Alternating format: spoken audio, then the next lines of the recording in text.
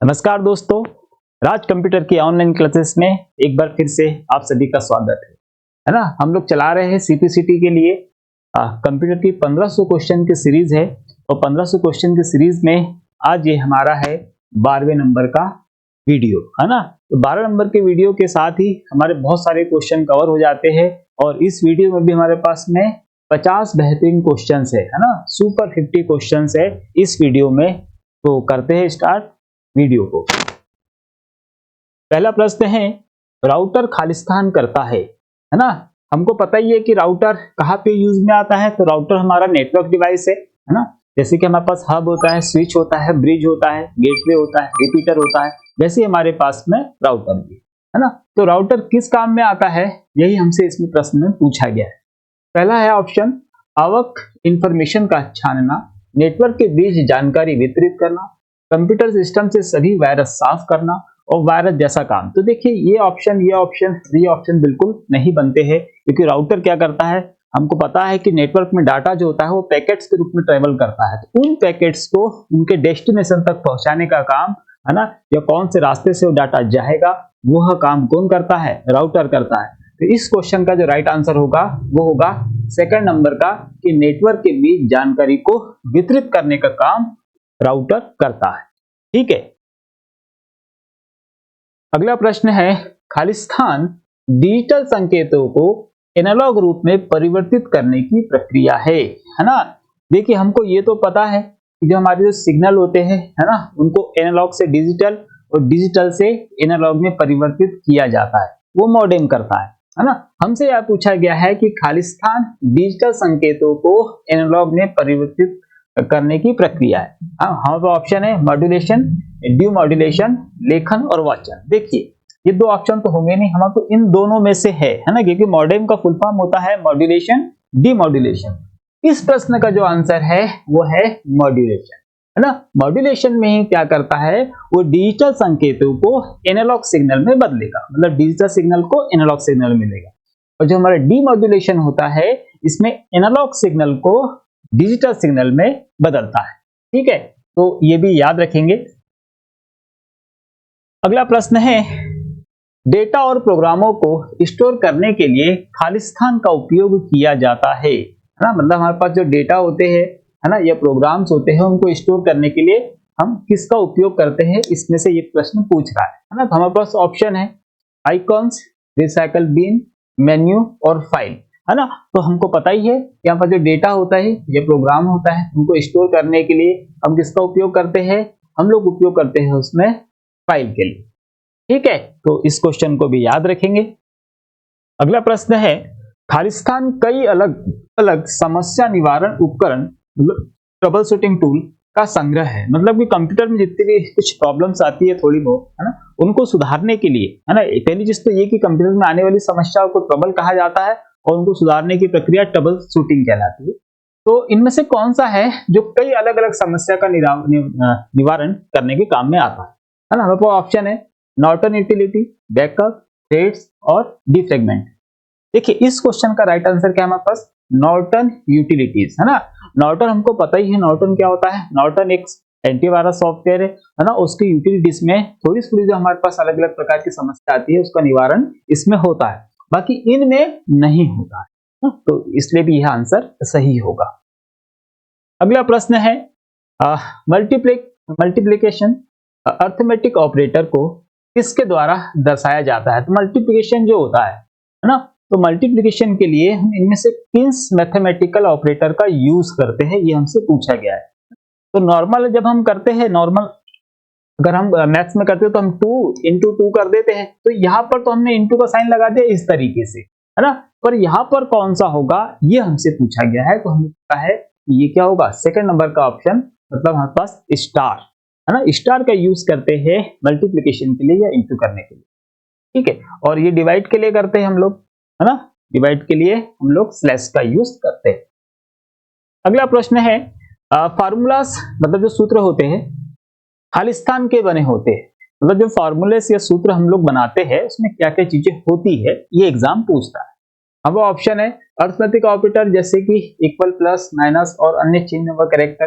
Second है केवल arithmetic operator, केवल फंक्शन, केवल लॉजिकल ऑपरेटर? देखिए नहीं ना, जो पहला वाला ऑप्शन है इसका यही होगा, क्योंकि इसमें अर्थमेटिक ऑपरेटर जैसे कि यहाँ पर लिखे इक्वल, प्लस, माइनस, इनटू, है ना, हम यहाँ पर जो लॉजिकल रहते हैं ये भी यूज करते हैं। तो इसमें सारे के सारे जो हमारे पास में अर्थमेटिक एंड लॉजिकल जितने भी ऑपरेटर्स होते हैं सारे के सारे यूज किए जाते हैं, तो ये भी याद रखें।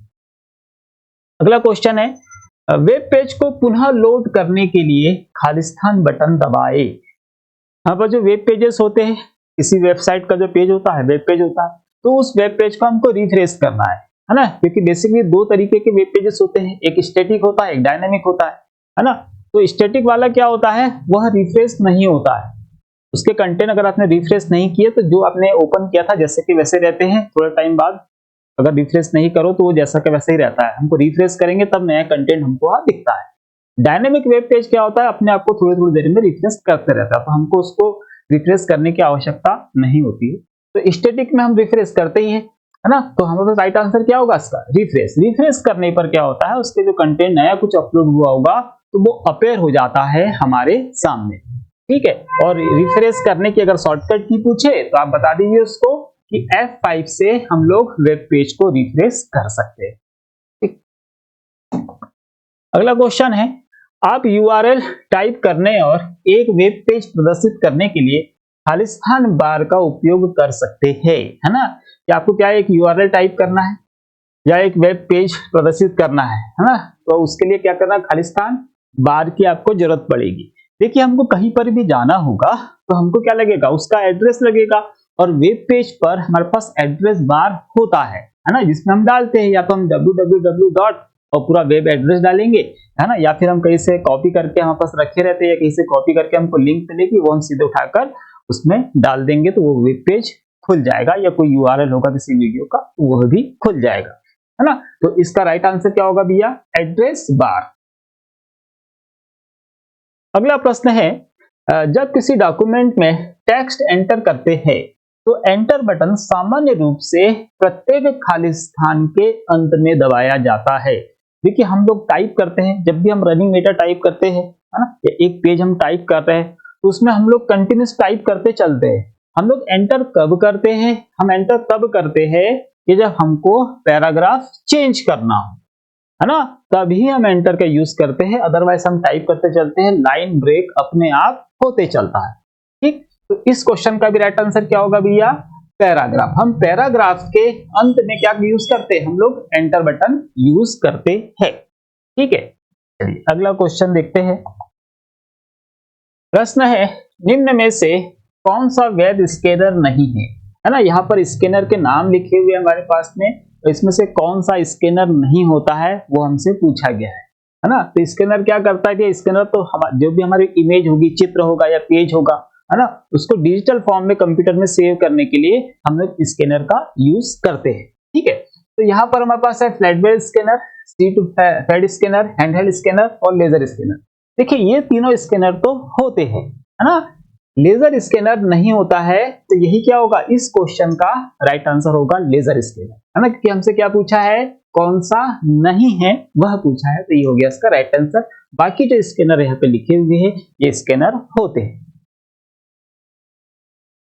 अगला प्रश्न है, MS Excel 2013 में फॉर्मेट सेल मेन्यू प्रदर्शित करने के लिए एक साथ खालिस्तान कुंजी दबाएं, है ना। हमको क्या ओपन करना है भैया, फॉर्मेट सेल का जो डायलॉग बॉक्स है उसको ओपन करना है।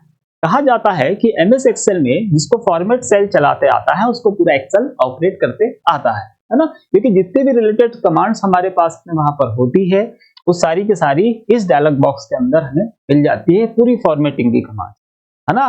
तो उसको हमको जो ओपन करना है, फॉर्मेट वाला डायलॉग बॉक्स हमको ओपन करना है, तो उसके लिए हम शॉर्टकट की यूज करते हैं, वो हम करते हैं Ctrl+1। Ctrl+1 प्रेस करेंगे, फॉर्मेट डायलॉग बॉक्स आ जाएगा, तो उसमें हमारा फॉन्ट के अलाइनमेंट्स के, है ना, किसी को असाइन करना है आपको नंबर वाइज, टेक्स्ट वाइज, है ना, सारे का सारा उसमें हमको मिल जाता है, तो इसको भी याद रखिए। अगला प्रश्न है, त्वरित संदेश में किसी शब्द को बोल्ड बनाने के लिए स्काइपी में निम्नलिखित में से किस वर्ण का उपयोग किया जाता है। देखिए है ना। यहाँ पे हमको क्या है, किसी शब्द को बोल्ड बनाना है, कहाँ पर, स्काइपी। स्काइपी आप लोगों को बता दें, जिन लोगों ने यूज किया होगा तो अच्छी बात है, जिन लोगों ने यूज नहीं किया तो स्काइपी हमारे पास में चैटिंग के लिए एक ऐप था, है ना, जिसमें हम वीडियो चैटिंग भी कर सकते थे और टेक्स्ट चैटिंग भी कर सकते थे। तो उसके अंदर कोई अपने शब्द लिखी है, कोई लाइन लिखी है, तो उसको आपको बोल्ड करना है, मोटा करना है, तब हम क्या यूज करेंगे, है ना। तो हम लोग अभी अगर हम व्हाट्सएप भी यूज करते हैं तो यही फैसिलिटी हमको व्हाट्सएप में मिलती है कि हमको कोई शब्द को हाईलाइट या बोल्ड करके भेजना है ना। तो हम जो टाइप करते हैं उसमें हम क्या लगा देते हैं, उस सेंटेंस के या वाक्य के या शब्द के पहले और बाद में हम स्टार लगा देते हैं, है ना। तो जब हम उसको सेंड करते हैं तो वैसे वो क्या होता है, हाईलाइट होने लगता है या बोल्ड होके दिखने लगेगा। तो यहाँ स्काइपी में भी वही यूज होता था और यहाँ पे हम लोग अभी भी वही यूज करते हैं, स्टार, जिसको क्या कर रहे हैं, तारांकन। ठीक है, तो इसको भी याद रखेंगे।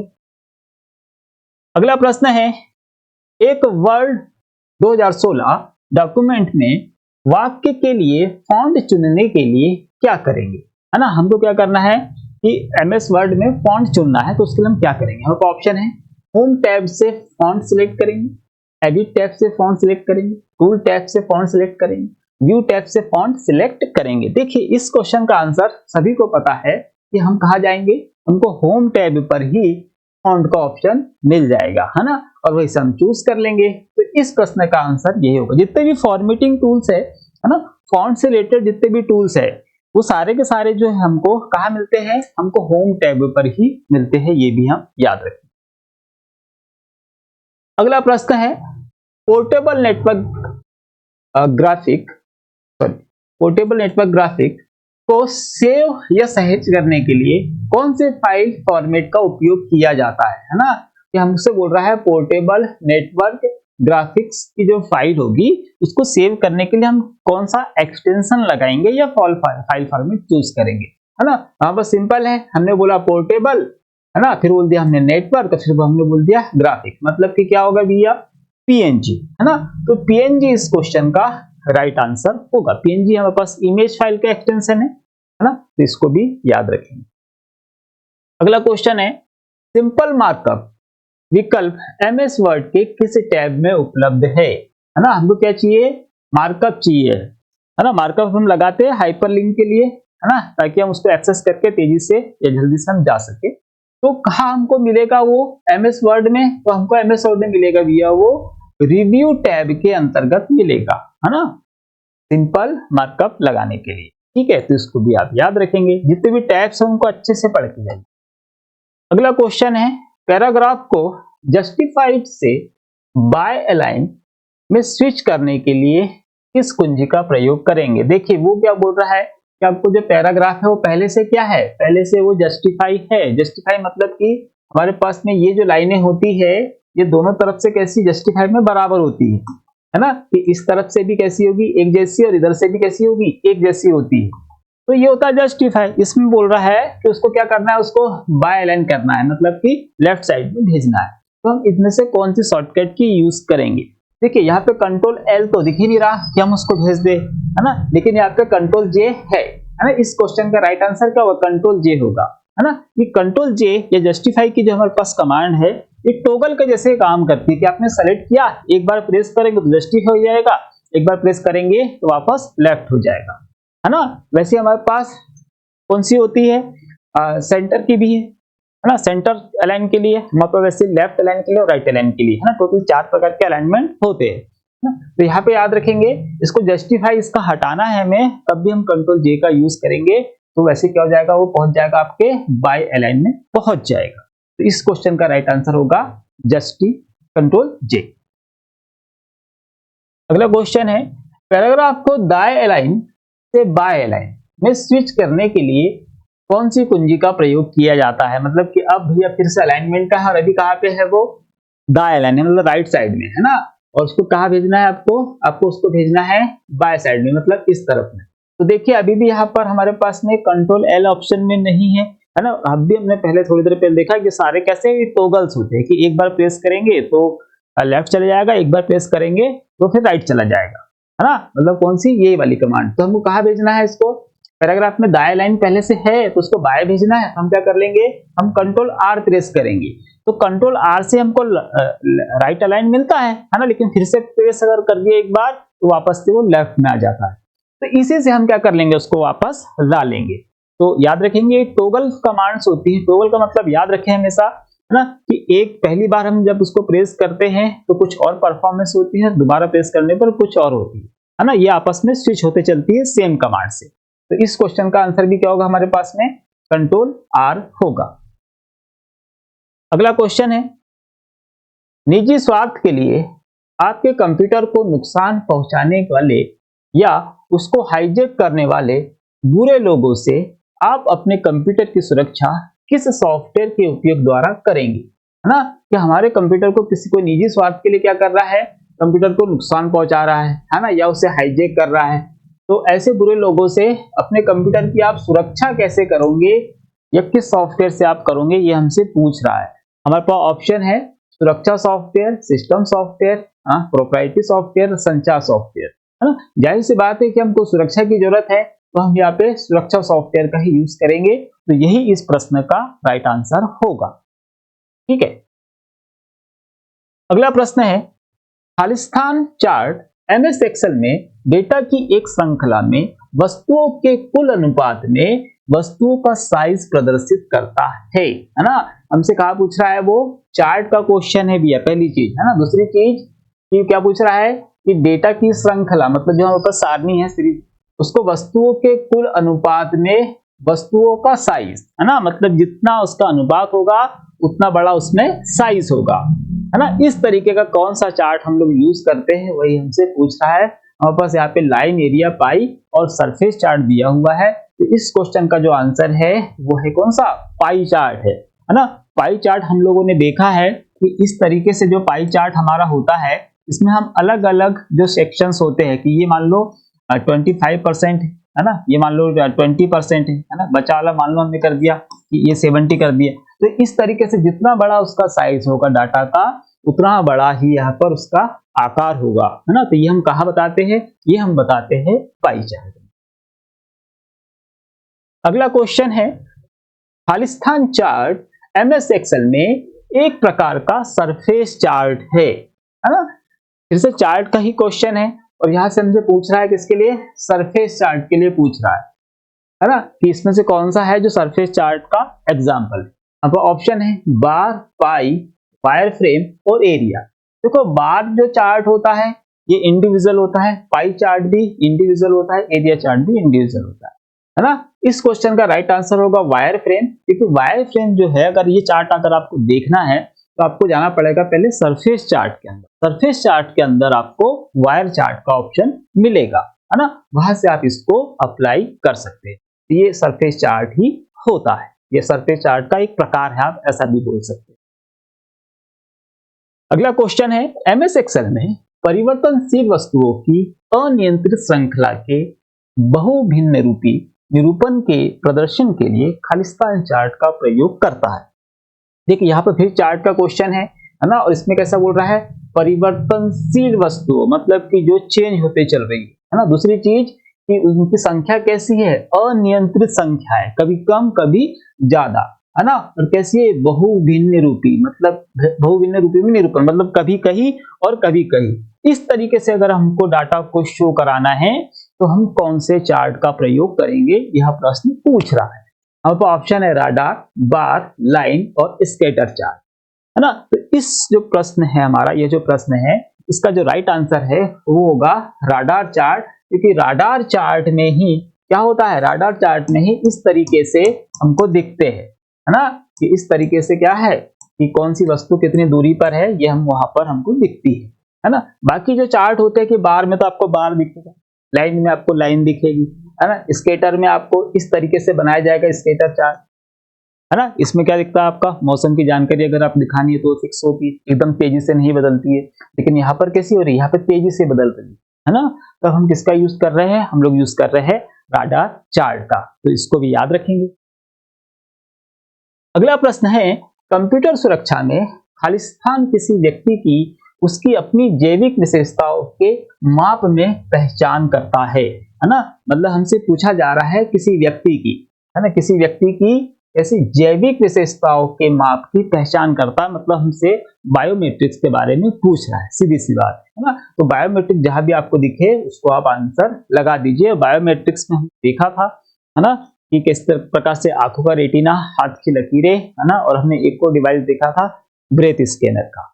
ठीक है, जिन्हें नहीं देखा है तो इसके पहले वाला वीडियो देखेंगे तो उसमें उनको डिटेल में देखने के लिए मिल जाएगा ब्रेथ स्कैनर।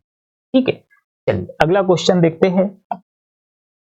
एमएस एक्सेल में चयनित किसी भी छिपे हुए कॉलम को प्रकट करने के लिए कुंजी संयोजन क्या है? क्या करना है हमको कि एमएस एक्सेल है, उसमें हमने कोई कॉलम को सेलेक्ट कर लिया है ना, और उसके बाद में क्या करना है, उसको प्रकट करना है। मतलब सेलेक्ट किए कॉलम को प्रकट, मतलब आपने हाइड तो उसको कर दिया है। देखिए, अगर किसी कॉलम को आपको हाइड करना है तो पहले सेलेक्ट कर लीजिए उसको, है ना, और फिर आप प्रेस करेंगे कंट्रोल 0, है ना, तो वो कॉलम आपका हाइड हो जाएगा, वो नहीं दिखेगा।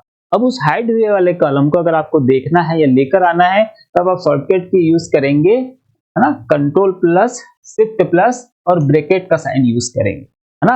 आपको बता दे कि जो ब्रैकेट बना हुआ है यह हमारा 0 है, शून्य है, ये एक ही बटन में है ना। तो एक बार आप बिना शिफ्ट के प्रेस करेंगे तो आपका 0 अप्लाई होगा और वो कॉलम हाइड हो जाएगा, है ना। फिर आप शिफ्ट यूज करेंगे तो आप ब्रैकेट अप्लाई होगा, है ना, और वो कॉलम आपको दिखने लगेगा। ठीक है, तो इसको भी याद रखेंगे। अगला क्वेश्चन है, OSI open system interconnection model को पहली बार वर्ष खालिस्तान में पेश किया गया। देखो ओएसआई है ना, ओएसआई है ना, ये किसने बनाया है भैया? ये बनाया है भैया आईएसओ, है ना। आईएसओ द्वारा निर्मित ओएसआई जो मॉडल है ये किस वर्ष लॉन्च किया गया, ये हमसे पूछा है ना। तो ओएसआई कहाँ यूज होता है भैया? तो ओएसआई जो होता है ये हमारे पास नेटवर्क के लिए हम यूज करते हैं, नेटवर्क मॉडल है। ओएसआई का कितनी लेयर होती है? इसमें टोटल 7 लेयर होती है ना। तो ये 7th layer of OSI model, है ना, ये हमने इसके पहले भी देखा था, कि डिटेल में हम देखेंगे बाद में किसी वीडियो में। तो ये 7th लेयर ऑफ क्या होती है? मॉडल की होती है, नेटवर्क की। तो ये कब लॉन्च हुआ या ओएसआई ने इसको कब प्रसिद्ध किया, ये हमसे पूछा गया है। तो इसको जो लॉन्च किया था भैया, है ना, इसको लॉन्च किया गया था वर्ष 1970 में, 1970, है ना, ओएसआई मॉडल लॉन्च किया गया था। तो इसको भी याद रखें। अगला क्वेश्चन है, डेस्कटॉप अनुकूलन, है ना, मतलब जब हम कस्टमाइज में विशेष प्रभाव को सक्षम करने के कारण निम्नलिखित में से क्या हो सकता है? तो प्रश्न ये पूछ रहा है कि अगर आपने आपके डेस्कटॉप को, है ना, जो आपका कंप्यूटर उसकी पहली स्क्रीन है, अगर आपने उसको क्या किया, कस्टमाइज किया, आपने आपके अकॉर्डिंग कस्टमाइज किया, तो उसमें आपने बहुत सारे गैजेट्स लगा दिए, वॉलपेपर आपने मूवेबल लगा दिया कि हर 2 सेकंड 3 सेकंड में मूव करे, है ना, या और भी आपने कुछ ग्राफिकल या एनिमेटेड चीजें वहां पर डाल दी, है ना, या बहुत ज्यादा आपने उसमें फोल्डर या आइकॉन्स वापस सेव करके रख दी, कहां पर? डेस्कटॉप स्क्रीन पर ही। तो आपके कंप्यूटर पर क्या प्रभाव पड़ेगा या क्या प्रभाव पड़ सकता है, वह प्रश्न पूछ रहा है ना। वो ऑप्शन है, कंप्यूटर तेज हो जाता है, कंप्यूटर धीमा हो जाता है, हार्ड ड्राइव भर जाती है, बैटरी की समस्या उत्पन्न हो जाती है। देखिए, जब भी हम ऐसा हाईली ग्राफिकल चीजें वहां पर डाल देते हैं, है ना, तो होता क्या है कि हमारा कंप्यूटर स्लो हो जाता है या धीमा हो जाता है। तो इस तरीके की चीजें हमें वहां पर नहीं रखनी चाहिए, है ना, जिससे कंप्यूटर की परफॉर्मेंस पर फर्क पड़े और आपका कंप्यूटर स्लो हो जाए। ठीक है, तो याद रखेंगे, अगर ऐसा करेंगे तो कंप्यूटर आपका धीमा हो जाएगा। अगला प्रश्न है, आप नेटवर्क पर किसी ऐसे कंप्यूटर को क्या कहते हैं जो किसी अन्य कंप्यूटर से फाइलों का अनुरोध करता है ना। आप नेटवर्क रहते ही हमारे पास में, है ना, कि हमने 2 या 2 से अधिक कंप्यूटर को आपस में जोड़ दिया तो नेटवर्क बन गया। तो उसमें ऐसे कंप्यूटर को क्या कहते हैं जो क्या करता है, जो किसी ऐसे कंप्यूटर को क्या कहते हैं जो किसी अन्य कंप्यूटर से फाइलों का अनुरोध करता है या रिक्वेस्ट करता है ना, कोई चीज मांगता है, उसे क्या कहते हैं? तो हमको पता ही है, उसे हम क्या कहते हैं? उसे हम कहते हैं भैया क्लाइंट, है ना। और जो देता है ना, उसे क्या कहते हैं हम? सर्वर। सर्वर का नाम एक और लिखा हुआ है यहाँ पर, होस्ट, है ना। तो सर्वर को ही हम होस्ट भी कहते हैं, ये याद रखेंगे। चलिए अगला क्वेश्चन देखते हैं। प्रश्न है, निम्न में से कौन सा गैर अस्थिर नॉन वोलेटाइल मेमोरी है ना। तो कंप्यूटर में तो हमको पता ही है, नॉन वोलेटाइल मेमोरी मतलब कि ऐसी मेमोरी जिसमें बिजली सप्लाई अगर चली जाए तो उसके अंदर का डाटा जैसा का वैसा रहता है। है ना। तो ये कैसा होता है भैया, गैर अस्थिर, मतलब कहने का मतलब कैसा होता है, वो स्थिर होता है ना। तो वही क्या होगा आपका नॉन वोलेटाइल, इस पर बिजली जाने का कोई फर्क नहीं पड़ता, इसमें स्टोर डाटा जैसा का वैसा रहता है। कंप्यूटर मेमोरी के पार्ट्स होते हैं हमारे पास में, रैम और रोम। तो जो रैम होती है वो तो होती है वोलेटाइल, है ना, उसमें डाटा सेव नहीं होता।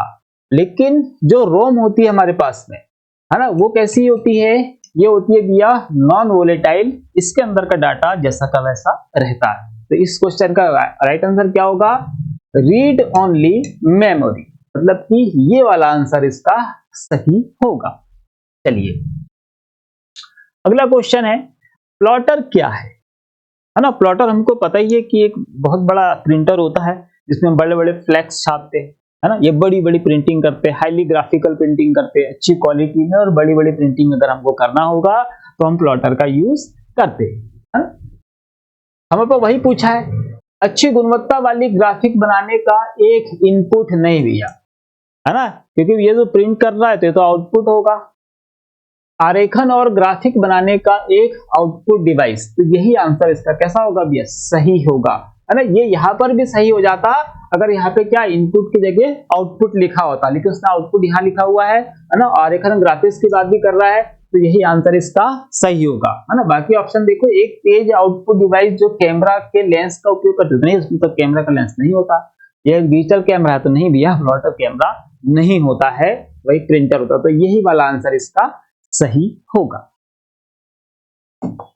अगला प्रश्न है, कौन सा कमांड आपको उन क्षेत्रों का चिन्हित करने की अनुमति देता है जिन्हें आप एमएस पावर पॉइंट 2016 में किसी चित्र में रखना चाहते हैं, है ना। हमसे बात कर रहा है भैया पावर पॉइंट की स्लाइड या पावर पॉइंट की बात कर रहा है, तो कौन सा कमांड आपको उन क्षेत्रों में चिन्हित करने की अनुमति देता है जिन्हें आप एमएस पावर पॉइंट 2016 में किसी चित्र को रखना चाहते हैं, मतलब कि आपको किसी चित्र को अगर रखना है कहीं पर, तो उसके लिए आपको कौन सा कमांड यूज करना पड़ेगा या कौन सा कमांड आपको यह फैसिलिटी देगा। तो हमारे पास ऑप्शन है, discard all changes, mark areas to retain, mark areas to keep, keep changes. तो इसका आंसर होगा भैया मार्क एरियाज टू कीप, है ना, उस एरिया को मार्क कर देगा जहां पर हमको क्या रखना है, किसी ऑब्जेक्ट या चित्र को रखना है। चलिए अगला क्वेश्चन है, निम्नलिखित में से कौन सा कार्य या फंक्शन विंडोज कंट्रोल पैनल से नहीं किया जा सकता। देखिए विंडोज का जो कंट्रोल पैनल होता है, इसमें कंप्यूटर की इंटरनल जितनी भी सेटिंग्स होती है, चाहे एप्लीकेशंस की हो, चाहे उसमें कोई हार्डवेयर जुड़ा हो उसकी हो, उससे रिलेटेड बहुत सारी सेटिंग्स वहां से की जा सकती है ना। और हमसे यह पूछ रहा है कि हम क्या नहीं कर सकते, वह प्रश्न पूछ रहा है।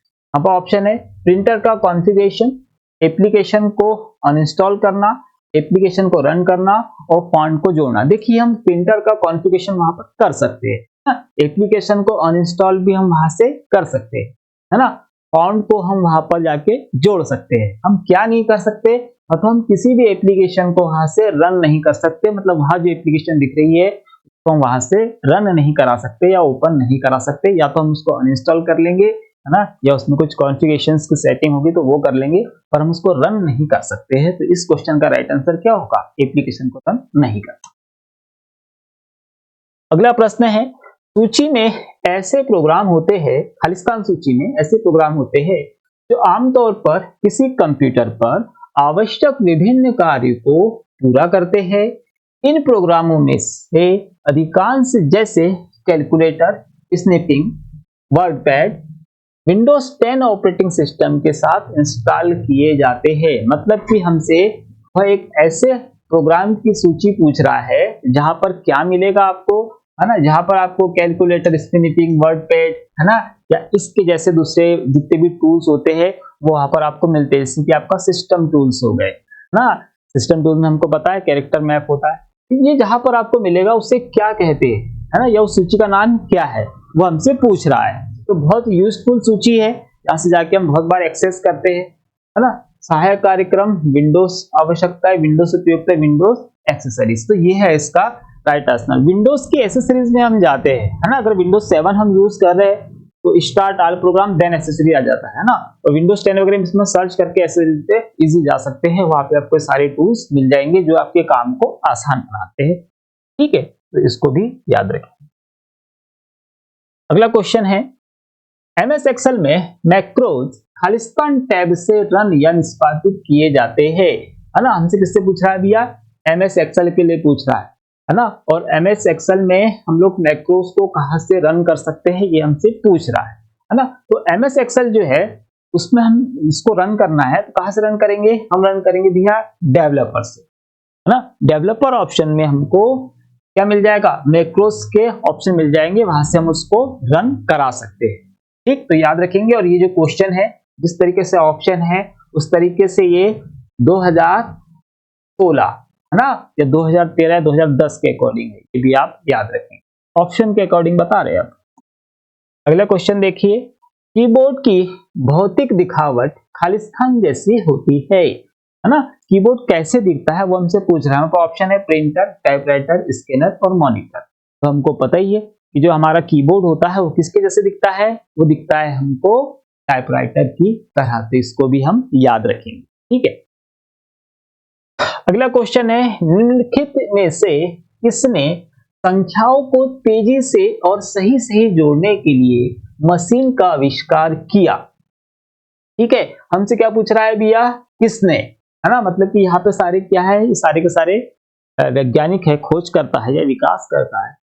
संख्याओं को तेजी से और सही सही जोड़ने के लिए मशीन का आविष्कार किया, मतलब हमसे जोड़ने वाली मशीन, है ना, या कैलकुलेशन करने वाली मशीन के बारे में पूछ रहा है, उसके आविष्कारक के बारे में। वो ऑप्शन है Joseph Marie Jacquard, Gottfried Wilhelm von Leibniz, Blaise Pascal और हर्मन होरेवित्ज, है ना।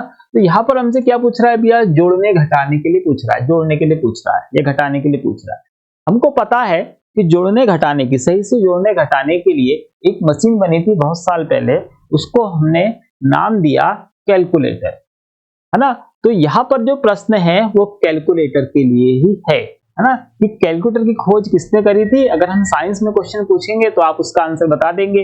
अब यहीं पर हम पूछ रहे हैं कि उसी चीज को बोल रहे हैं, है ना, कि ये किसने आविष्कार किया, तो हम बता देंगे कि वो आविष्कार किसने किया, ब्लेज पास्कल। ब्लेज पास्कल ने ही जो मशीन का आविष्कार किया था उसी का नाम कैलकुलेटर है। और हम कंप्यूटर में बात करें कि ब्लेज पास्कल ने किस मशीन का आविष्कार किया था, तो उसका नाम है पास्कलिन, है ना। तो कंप्यूटर में हम पढ़ते हैं उसको पास्कलिन और साइंस में हम पढ़ते हैं उसको कैलकुलेटर। तो करती क्या है, बस सही सही जोड़ती है या घटाती गुना भाग कर। चलिए अगला क्वेश्चन है, लैपटॉप में खालिस्तान का उपयोग एसी को डीसी में परिवर्तित करने के लिए किया जाता है ना। एसी हमको पता ही भी अल्टरनेट करंट और डीसी हमको पता है डायरेक्ट करंट, है ना। बात हो रही है लैपटॉप की, भाई हमारा कंप्यूटर कैसा है, लैपटॉप हो या डेस्कटॉप है, तो सारे कंप्यूटर, तो ये किस पे चलते हैं, ये चलते दिया डीसी करंट पे, है ना। इसके पहले हमने देखा है वीडियो में, डीसी मतलब कि दिष्ट धारा, है ना। तो दिष्ट धारा जो होती है ये एक दिशीय धारा जो होती है जिसे हम डायरेक्ट करंट बोलते हैं, इसी पे हमारा कंप्यूटर चलता है, इसीलिए तो हम इसको इलेक्ट्रॉनिक कंप्यूटर बोलते हैं। तो इसको एसी जो करंट हम दिया जाता है उसको डीसी में लैपटॉप में कौन परिवर्तित करता है, ये हमसे पूछा गया है। हमारे पास है एसी अडाप्टर, ट्रांसफार्मर, रेक्टिफायर और रेजिस्टर, है ना। तो देखिए इस क्वेश्चन का आंसर क्या है, एसी अडाप्टर। अरे हम लोगों ने लैपटॉप का चार्जर देखा होगा ना, ये लैपटॉप का चार्जिंग एडाप्टर देखा होगा, तो ये उसी के बारे में पूछ रहा है। वही क्या करता है, जो एसी करंट मिलता है उसको डीसी में कन्वर्ट करता है और फिर देता है किसको, लैपटॉप को। और वही अगर हमारे कंप्यूटर की बात करें तो कंप्यूटर का जो कैबिनेट होता है उसके अंदर ही लगा होता है, क्या लगा होता है उसके अंदर लगा होता है भैया एसएमपीएस, जिसे कंप्यूटर की पावर सप्लाई कहते हैं। तो कंप्यूटर के अंदर या डेस्कटॉप के अंदर ये काम करता है एसएमपीएस, ये करंट को, एसी करंट को डीसी में बदलने के लिए, है ना। इसका फुल फॉर्म भी याद रखेंगे, स्विच्ड मोड पावर सप्लाई। ठीक है, अगला क्वेश्चन है, निम्न में से कौन सा प्राथमिक मेमोरी का उदाहरण है। प्राइमरी मेमोरी का उदाहरण पूछ रहा है, इनमें से कौन सा है ना। प्राइमरी मेमोरी हमको पता ही कंप्यूटर में दो होती है ना, रैम और रोम। तो इसमें आपको पहचानना है, पहला है हमारे पास सॉलिड स्टेट ड्राइव, ये तो हार्ड डिस्क होती है, सेकेंडरी स्टोरेज है। यूएसबी ड्राइव, ये भी सेकेंडरी स्टोरेज है। कॉम्पैक्ट डिस्क, यह भी सेकेंडरी स्टोरेज है। है ना। अभी तो हम इस पे जाएंगे। देखिए आपको यहाँ पे ऑप्शन दिख रहा है कि ये सारे के सारे कैसे हैं, ये तीनों के तीनों सेकेंडरी है, तो जाहिर सी बात है कि यही होगा आपका राइट आंसर, है ना। यहाँ बोल रहा है याच्छादित, अभिगमन, स्मृति, हिंदी में नाम लिखा है, हिंदी मीडियम वाले थोड़ी सी हिंदी अच्छी कर लेंगे, है ना। ये इसका नाम, ये बोल रहा है आपको रैंडम एक्सेस, और ये बोल रहा है मेमोरी, है ना, रैम, है ना।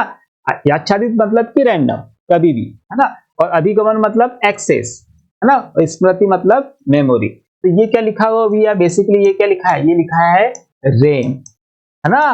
तो याद रखेंगे कि हिंदी में नाम ऐसा है, और हमसे प्राइमरी मेमोरी पूछा था तो ये उसका राइट आंसर यही होगा, क्योंकि बाकी तीनों ऑप्शन कैसे है, बाकी सारे के सारे सेकेंडरी स्टोरेज। अगला क्वेश्चन है, जब हम पहले से बंद कंप्यूटर को स्टार्ट करते हैं, कंप्यूटर पहले से कैसा है भैया, बंद है, उसको हमको स्टार्ट करना है, तो इसे क्या कहा जाता है ना, मतलब बूट करना है उसको या ऑन करना है, उसे क्या कहा जाता है। हमने पहले ही बूटिंग पढ़ी है ना, क्या होता है, सॉफ्ट बूटिंग और हार्ड बूटिंग पढ़ी है हमने, है ना, या बूट और रीबूट पढ़ा है। यहाँ पे हमारा ऑप्शन है कि बंद है उसको चालू करना है, तो हमें पुनः प्रारंभ करना है, रीस्टार्ट नहीं भी है, ये तो नहीं होगा। वार बूटिंग तो इसी का नाम है, रीस्टार्ट को इसका एक और नाम क्या है, सॉफ्ट बूटिंग कह रहा हो आपसे, रीस्टार्ट कह रहा हो आपसे, रीबूटिंग कह रहा हो आपसे, या वार बूटिंग कह रहा हो, सारा का सारा एक ही है। और इसकी शॉर्टकट की हमने देखी है, कंट्रोल आल्ट प्लस डिलीट। फिर हमारे पास में कंप्यूटर चालू करना, स्विच ऑन करना नहीं, है ना। कोल्ड बूटिंग है भी है इसका राइट आंसर, है ना। तो ये कोल्ड बूटिंग कहते हैं हम, ऑन करना, है ना, या फिर हम बोल देंगे हार्ड बूटिंग, है ना। कोल्ड बूटिंग भी राइट आंसर होगा और हार्ड बूटिंग भी राइट आंसर होगा। यहाँ पर कोल्ड बूटिंग लिखा है, ये इसका राइट आंसर होगा। बंद है पहले से, उसको चालू करना है।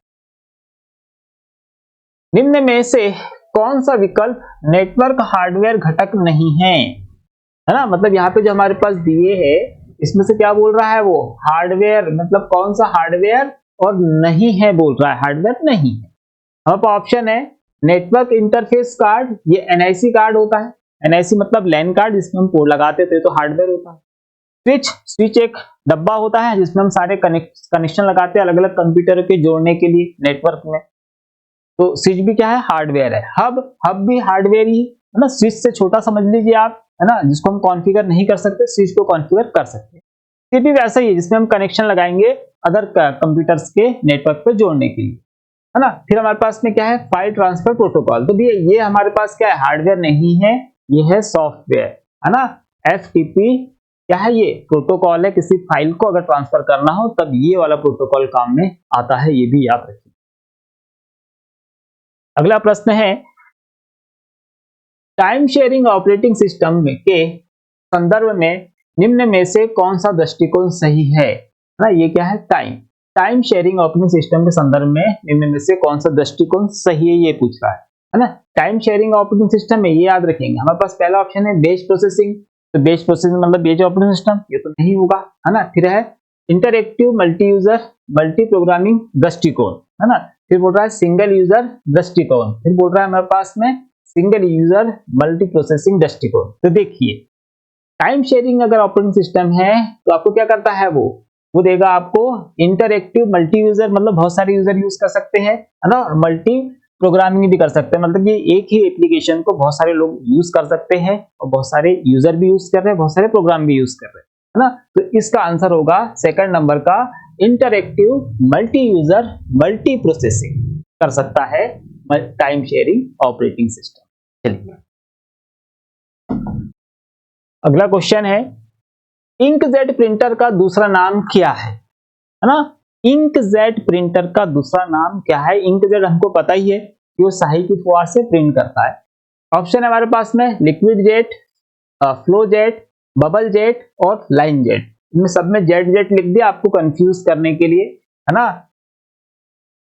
इसका जो राइट आंसर होगा वो है भैया बबल जेट, है ना। बबल जेट जो हमारे पास में प्रिंटर होता है वो एक टाइप है किसका, इंकजेट का ही टाइप है, या आप बोल दो कि इंकजेट का ही एक नाम है। उसमें छोटे छोटे क्या करते हैं, स्प्रे करते हैं तो क्या बनते हैं, बिंदु बनते हैं, उन बिंदुओं से किसी इमेज को, चित्र को बनाया जा सकता है। तो ये याद रखेंगे कि जो इंकजेट प्रिंटर होता है उसे बबल जेट प्रिंटर भी हम कहते हैं, क्योंकि वो प्रिंट करने के लिए क्या करता है, स्प्रे करता है, स्याही की फुहार, याद रखें। अगला क्वेश्चन है, इंकजेट, लेजर जेट और थर्मल निम्न में से किसके आम प्रकार है ना। यहाँ पे इंकजेट क्या होता है, या लेजर क्या होता है, या थर्मल क्या होता है, बोलो क्या होता है। हाँ, ये क्या होते हैं, ये होते हैं सारे के सारे प्रिंटर, है ना। तो इस क्वेश्चन का राइट आंसर क्या होगा, प्रिंटर। भाई inkjet printer, laser jet printer, है ना, या थर्मल प्रिंटर, ये सारे के सारे प्रिंटर है ना। और कौन से प्रिंटर है, ये सारे के सारे ना नॉन इम्पैक्ट प्रिंटर है। अगर ऐसा पूछता तो हम नॉन इम्पैक्ट प्रिंटर लगाते, क्योंकि नो नॉइस मतलब बहुत कम नॉइस करते हैं, है ना, और प्रिंटिंग क्वालिटी अच्छी होती है डीएमपी की तुलना। चलिए, तो ये होगा राइट आंसर। अगला क्वेश्चन है, निम्नलिखित में से क्या बूट करने योग्य डिस्क को दर्शाता है ना, मतलब इनमें से कौन सी डिस्क है जो क्या बोलेगी बूटेबल डिस्क हो सकती है, ये हमसे पूछ रहा है। ऑप्शन है हमारे पास, किसी कंप्यूटर सिस्टम की हार्ड डिस्क, रैम में डॉस लोड करने के लिए उपयोग की जाने वाली डिस्क, फिर है मिनी फ्लॉपी डिस्क, और एक है सीडी रोम। देखिए, इस क्वेश्चन का जो राइट आंसर है ना, हमको बूट करना है ना, तो हमको पता ही है कि जब भी हम बूट करते हैं तो सेकेंडरी स्टोरेज से डाटा कहां पर आएगा, प्राइमरी स्टोरेज में आएगा, है ना। और प्राइमरी स्टोरेज भी क्या होती है, वो होती है भैया रैम, है ना, इसी में आता है और फिर कंप्यूटर बूट होता है। तो इस क्वेश्चन का राइट आंसर क्या होगा, यही होगा। क्या होगा कि इसमें हम डॉस को लोड करने के लिए किसी भी डिस्क का प्रयोग कर सकते हैं, है ना, चाहे हम सीडी भी यूज कर सकते हैं उसमें, या हम फ्लॉपी यूज कर सकते हैं, लेकिन लोड क्या करना है हमको, रैम में करना है, तभी वो क्या होगा, बूट होगा, है ना। तो इस क्वेश्चन का राइट आंसर क्या होगा कि रैम में डॉस लोड करने के लिए उपयोग की जाने वाली डिस्क ही आपकी बूटेबल डिस्क कहलाएगी। ठीक है, यहाँ पे अगर सीडी रोम लिखा है तो ये ब्लैंक है, रीड ओनली है। चलिए, अगला क्वेश्चन, नेटवर्क, खालिस्तान नेटवर्क से प्रोग्राम को कॉपी या डाउनलोड करने और इसकी कई प्रतियां बनाने का कार्य क्या कहलाता है, ये हमसे पूछ रहा है ना, कि खालिस्तान नेटवर्क से प्रोग्राम को कॉपी करना है ना, डाउनलोड करना है, और इसकी कई प्रतियां अगर आपको बनाना है तो कौन सा ऑप्शन सही होगा, ये हमसे पूछ रहा है। अब ऑप्शन है नेटवर्क पायरेसी, साहित्यिक पायरेसी, सॉफ्टवेयर पायरेसी और साइट लाइसेंस का पायरेसी। देखिए, इस क्वेश्चन का जो राइट आंसर है वो क्या है, सॉफ्टवेयर पायरेसी, है ना। हमने देखा है कि नेटवर्क से क्या करते हैं, डाउनलोड कर लेते हैं, है ना, उनको क्रैक करके और फिर बेच देते हैं। तो कंपनी ने भले चाहे बहुत महंगा बनाया होगा, यहाँ पर बहुत कम कीमत में या फ्री में बेच देते हैं, कंपनीज को नुकसान होता है ना। तो सॉफ्टवेयर प्राइवेसी एक क्राइम होता है ना, तो हमको इससे बचना चाहिए और कोशिश करना चाहिए कि हम लोग ऑथेंटिक सॉफ्टवेयर ही यूज करें। ऑथेंटिक सॉफ्टवेयर में हमारे कंप्यूटर खराब नहीं होगा, उसमें वायरस नहीं आएंगे। जो पायरेटेड सॉफ्टवेयर होते हैं इसमें हमारे कंप्यूटर में वायरस भेजा जा सकता है, जो फ्री में मिलेगा तो उसमें कुछ न कुछ तो प्रॉब्लम होगी, तो हमारे कंप्यूटर को वो नुकसान भी पहुंचा सकता है। तो इन सब चीजें से बचना चाहिए। अगला क्वेश्चन है, किसी वेबसाइट के मेन पेज को उसका खालिस्तान कहते हैं ना। कोई भी वेबसाइट होगी उसके पहले पेज को क्या कहेंगे, तो हमको पता ही है कि उसके पहले पेज को होम पेज कहेंगे। होम पेज इसका राइट आंसर होगा। किसी भी वेबसाइट का पहला पेज होम पेज ही कहलाता है। ठीक है, जो जस्ट खुलता है ना वो वाला। अगला क्वेश्चन है, इनमें से कौन एक ईमेल एड्रेस का हिस्सा नहीं हो सकता, है ना। जब हम ईमेल एड्रेस लिखते हैं, है ना, जैसे कि हम लिखे यहाँ पे cpct raj@gmail.com, ये हमने लिखा हुआ है। तो आप ईमेल एड्रेस हमको दिख रहा है, इनमें हमने कौन कौन सी चीजें यूज करी है ना, कौन सी चीज यूज नहीं करी है, तो हम क्या यूज नहीं कर सकते वही हमसे पूछ रहा है ना। वो ऑप्शन है कि हम इसमें डॉट यूज कर सकते हैं, तो हमने डॉट यूज किया है तो कर सकते हैं, है ना। इसमें हम @ यूज कर सकते हैं, तो हाँ हमने @ यूज किया है तो कर सकते हैं, है ना। इसमें हमने अंडर स्कोर यूज नहीं किया, हम चाहते तो आईडी बनाते तो हम ऐसे भी बना सकते थे, cpct_ लगाते और फिर हम लिखते राज, है ना, तो ये भी चल जाता, है ना। तो हम ये मतलब तीन ऑप्शन तो यूज कर सकते, हम इसमें ब्लैंक स्पेस नहीं दे सकते। इस क्वेश्चन का राइट आंसर क्या होगा, स्पेस। हम इसमें स्पेस का प्रयोग नहीं कर सकते हैं, है ना। बाकी जो चीज लिखी है उसमें हम डॉट भी कर सकते हैं, अंडरस्कोर भी लगा सकते हैं, और @ भी यूज करते ही है, तो ये इसका राइट आंसर। अगला क्वेश्चन है खालिस्तान प्रमुख रूप से वर्ल्ड वाइड वेब इस्तेमाल करने के लिए होता है। इसका इस्तेमाल प्राइवेट नेटवर्कों में वेब सर्वरों द्वारा मिलने वाली जानकारी या फाइल सिस्टम में फाइल एक्सेस करने के लिए भी होता है ना। हमसे ये पूछ रहा है कि यहाँ पे जो लिखे हुए हैं इनका प्रयोग, इनमें से किसी एक का प्रयोग प्रमुख रूप से वर्ल्ड वाइड वेब इस्तेमाल करने के लिए किया जाता है। तो वर्ल्ड वाइड वेब आपको इस्तेमाल करना है तो हमको मतलब एड्रेस डालना है किसी वेबसाइट का, तो हमको किसकी जरूरत पड़ेगी, हमको जरूरत पड़ेगी वेब ब्राउजर की, है ना। तो इस क्वेश्चन का राइट आंसर क्या होगा, वेब ब्राउजर। इसके बाद जो बाकी चीजें लिखी हुई है ना, कि हम फाइल सिस्टम में फाइल एक्सेस कर सकते हैं, है ना, ये नेटवर्क में वेब सर्वरों द्वारा मिलने वाली जानकारी फाइल सिस्टम में लोड कर सकते हैं, हम सब कुछ कर सकते हैं, है ना। हमको ओपन किसको करना पड़ेगा, वेब ब्राउजर को, ठीक है। तो याद रखेंगे इंटरनेट पे हमको कुछ भी एक्सेस करना है कंप्यूटर के थ्रू तो हमको वेब ब्राउजर की आवश्यकता पड़ेगी। अगला क्वेश्चन है आपके कंप्यूटर पर डाटा को नष्ट करने के लिए डिजाइन किया गया एक प्रोग्राम जो अन्य कंप्यूटरों तक पहुंचकर उन्हें भी संक्रमित कर सकता है, क्या कहलाता है ना। भी आपके कंप्यूटर क्या कर रहा है, डेटा को नष्ट करने के लिए डिजाइन किया गया है ना, संक्रमित करने के लिए डिजाइन किया गया है। उसे क्या कहते हैं हम लोग, उसे हम कहते हैं, क्या कहते हैं, उसे हम वायरस कहते हैं, है ना। तो याद रखेंगे इसको, है ना। डिजीज मतलब बीमारी तो हम कहेंगे नहीं, टारपीडो हरिकेन तो ये तो हमारे पास वो है, तूफानों के नाम लिखे, तो ये हमारा राइट आंसर क्या होगा, राइट आंसर है इसका वायरस, तो इसको याद रखेंगे।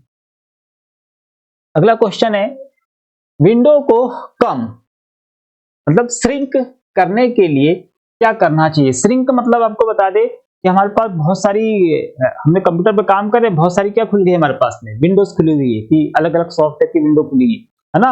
इनको हमको क्या करना है, कम करना है, तो हम क्या कर सकते हैं ये पूछ रहा है। अब ऑप्शन है ग्रुप विंडो खोले, विंडो को मिनिमाइज करें, विंडो को मैक्सिमाइज करें, विंडो को रिस्टोर करें, है ना। देखिए इस क्वेश्चन का राइट आंसर होगा विंडो को मिनिमाइज करें। अरे बहुत ज्यादा विंडो अगर आपकी स्क्रीन पर खुल गई, बहुत सारे विंडो खुली हुई, तो हम क्या करेंगे, हम किसी को जो हमको जरूरत नहीं है तो उसको हम कर देंगे मिनिमाइज। तो मिनिमाइज करने पे क्या होगा कि अब आपके वहां पर कैसी हो गई, सारी जितनी विंडो खुली थी क्या हो गई, हो गई श्रिंक हो गई, कम हो गई, है ना। और आपको जरूरत रहेगी फिर से तो आप फिर से उसको ओपन कर लेंगे, हम क्लिक करके कर सकते हैं, है ना। तो याद रखेंगे कि हम मिनिमाइज करने से श्रिंक कर लेंगे, मतलब कम कर लेंगे, उनकी मात्राएं कम कर लेंगे विंडो की हमारे स्क्रीन पर। अगला क्वेश्चन है यह तकनीक जिसके द्वारा एक डिजिटल सिग्नल को एनालॉग सिग्नल में परिवर्तित किया जाता है उसे क्या कहा जाता है। इसके डिजिटल सिग्नल को एनालॉग सिग्नल में बदलना है ना, उसे क्या कहा जाए। क्वेश्चन रिपीट हो गया है ना। इस क्वेश्चन का आंसर हमको पता ही है क्या है, मॉड्यूलेशन है ना। मॉड्यूलेशन क्या होता है आपका, डिजिटल सिग्नल को एनालॉग सिग्नल में बदलना। और अगर एनालॉग सिग्नल को डिजिटल सिग्नल में बदलना होगा तो क्या कहलाएगा, कहलाएगा डीमॉड्यूलेशन। और ये कौन करता है, तो ये करता है मॉडेम, है ना। मॉडेम का फुल फॉर्म ही है मॉड्यूलेशन डीमॉड्यूलेशन, इसको भी याद रखेंगे। अगला क्वेश्चन है एक कार्यक्रम जो पैसे का ट्रैक रखने और बजट बनाने के लिए कैलकुलेटर की तरह काम करता है वह क्या कहलाता है ना। यहाँ पे एक कार्यक्रम लिखा है तो कार्यक्रम में कंफ्यूज ना हो, ये कार्यक्रम मतलब ये प्रोग्राम है ना। तो यह एक प्रोग्राम जो पैसे का ट्रैक रखने और बजट बनाने के लिए कैलकुलेटर की तरह काम करता है उसे क्या कहते हैं ये पूछ रहा है। तो आमतौर पर हम लोग कैलकुलेटर का यूज कर लेते हैं या डायरी वगैरह का यूज कर लेते हैं। यहाँ पर हम बात कर रहे हैं कंप्यूटर की, तो कंप्यूटर में अगर हमको बजट बनाना हो या कैलकुलेशंस करने या कैलकुलेटर के जैसा काम करना हो तो हम क्या करते हैं, हम लोग एक्सेल का यूज करते हैं, एमएस एक्सेल। तो एक्सेल को क्या कहते हैं, तो एक्सेल का एक नाम बता दे, एक ग्रुप होता है ना, उसका नाम क्या है, स्प्रेडशीट है। तो इस क्वेश्चन का राइट आंसर क्या होगा, स्प्रेडशीट। स्प्रेडशीट के अंतर्गत ही क्या आता है, एक्सेल आता है ना। तो इसको भी याद रखेंगे। और ओपन ऑफिस का क्या आएगा, कैल्क, है ना। ओपन ऑफिस में एक्सेल का ही नाम क्या मिलेगा आपको, कैल्क मिलेगा। और एमएस एक्सेल में मिलता है एक्सेल, है ना। तो याद रखेंगे दोनों के दोनों क्या है, ये सारे स्प्रेडशीट प्रोग्राम है। तो हमको ऐसा प्रोग्राम है जिसमें कैलकुलेटर भी करना है और बजट भी बनाना है, तो हम लोग किसका यूज करेंगे, हम लोग स्प्रेडशीट का यूज करेंगे, इसको भी याद रखेंगे। ठीक है, तो ये 50 क्वेश्चन हो गए और ये हमारी 1500 क्वेश्चंस की सीरीज चल रही है ना। इस 1500 क्वेश्चंस में आज हम लोगों ने 12 मतलब कि 12वें नंबर का वीडियो हमने आपको दे दिया है ना।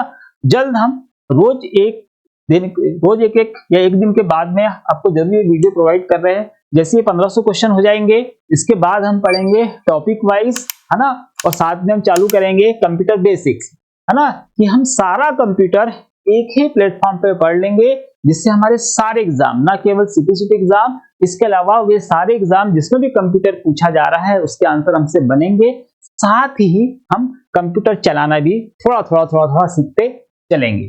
ठीक है, तो मिलते हैं किसी और वीडियो में बहुत जल्दी। तब तक के लिए जय हिंद।